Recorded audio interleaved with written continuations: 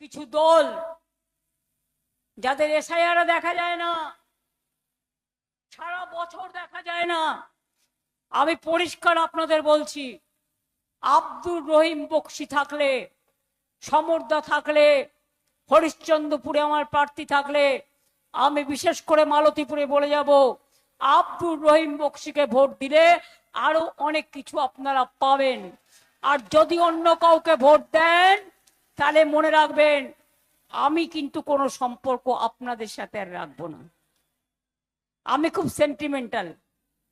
আমি অনেক দিয়ে যখন আমাকে কেউ বেইমানি করে তখন কিন্তু আমার মনে দুঃখ লাগে।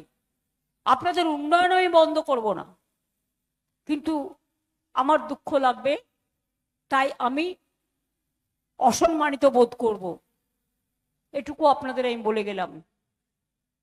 সমরদার তো কথা বলার নেই, সিনিয়র লোক, দীর্ঘদিনের কাজের।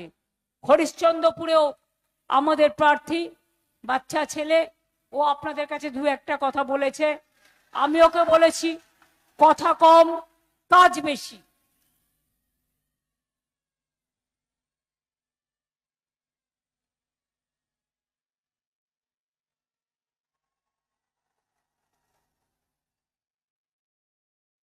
তাহলে ভোটটা দেবেন তো তৃণমূলকে। এই যে আমার বুকে দেখছেন, এটা আমার হৃদয়ে লেখা জোড়া ফুল, আমি তৈরি করেছিলাম কংগ্রেস থেকে যখন আমায় তাড়িয়ে দিয়েছিল।